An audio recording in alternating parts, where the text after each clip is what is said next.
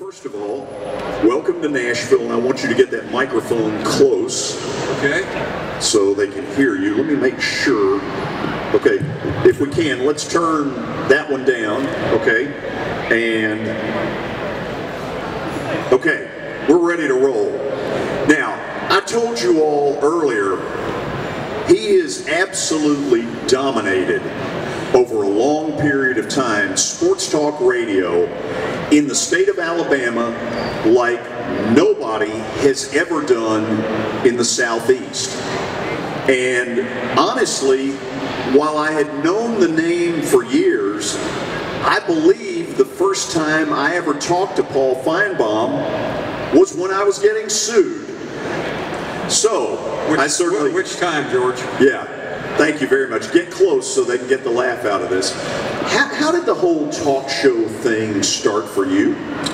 Well, some of you may be old enough to remember, although not many. I started my newspaper career a couple of 100 miles to the east at the University of Tennessee at the school paper there, and matriculated to Alabama, and ultimately newspapers became a little uneasy, so I moved into talk radio, and yeah, I get a lot of credit for being successful, but I see a couple Alabama shirts out there.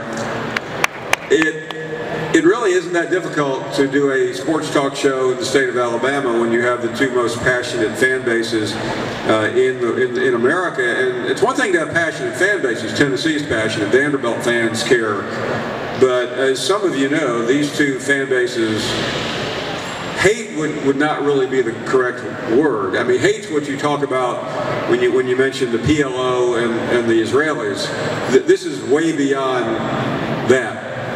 So as a result, you have a built-in base of two fan bases who hate each other, and then you think about how do you stir it up enough where this goes on every day for 4 hours and you ultimately have a career. And George, that's exactly what I did.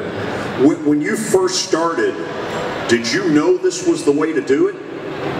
No. I mean, you don't know because you just have to experiment with it. When I first started doing radio, the medium was at an embryonic stage, and it began to take off. And, you know, there are also a number of things. A lot of people think about Alabama in terms of greatness. You know, what we've seen recently with Nick Saban, or what we saw 30 years ago with Bear Bryant. But when I came onto the scene, there were a couple of Mikes as the head coach. There was Mike Dubose, Mike Price, who never coached a game at Alabama, and Mike Shula. So you had an opportunity to talk about the underbelly, George, and I think that really helped bring interest. So your first year, really, of doing sports talk radio in Alabama was when? Well, it was in the mid-'90s. Mid-'90s. There was some success, but ultimately it fell off the map. Alabama was put on probation twice during that stretch, so you had a lot of really terrible things happening. I'm going to go back to the Alabama and Auburn stuff in a minute. When did you make the decision to get involved with ESPN, this SEC network? Talk about that a little bit. Well, it wasn't easy. I'd spent most of my career in Birmingham, and about a little over a year ago, I had a similar situation like you with similar people. Imagine that. I sat out 3 months to extricate myself from a contract. And at the end of the 3 months, I had a number of opportunities, including one to go back to where I was. But ESPN asked me to be part of the SEC network. The only caveat was I needed to move to Charlotte, which I knew nothing about, but I felt like it was a good opportunity, and here we are. Yeah. So now to Charlotte, North Carolina, and you leave this whole Alabama-Auburn war that goes on.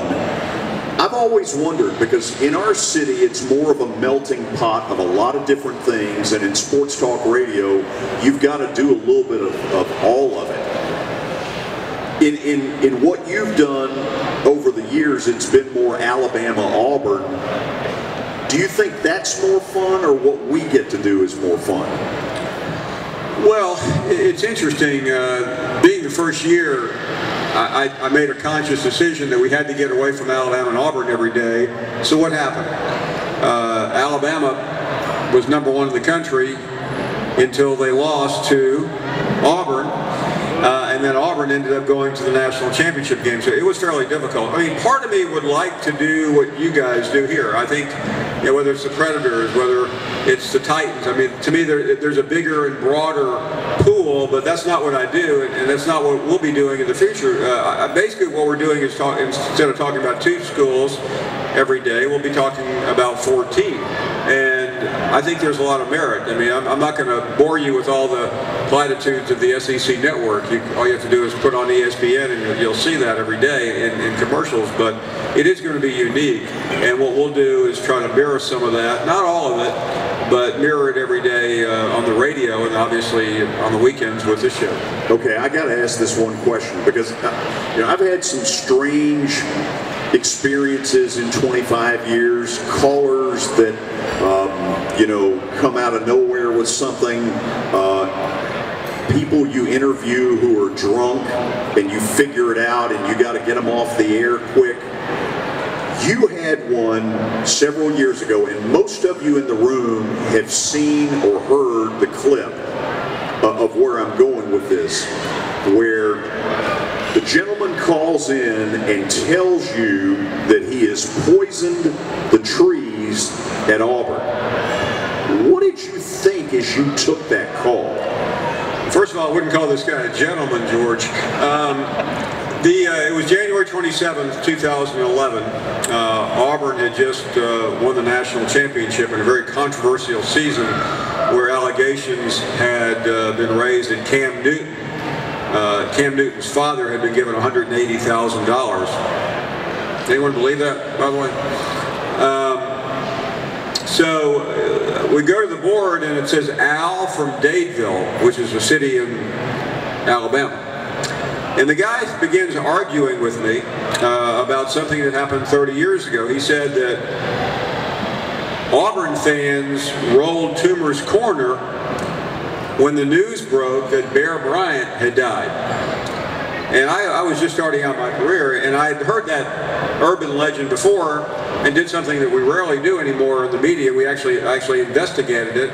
There was no truth to it. So I told this guy, I said, you're wrong. And he got very agitated. And he said, no, I know for a fact. I've got the newspaper clipping. And I finally said, I don't really care if you have the newspaper clipping or not. You are dead wrong. And he snapped. And he said, well, let me tell you what I did. I mean, he later told me, I became fairly good friends with the guy and even visited him in jail. He told me he didn't intend to do it, but he said, let me tell you what I did.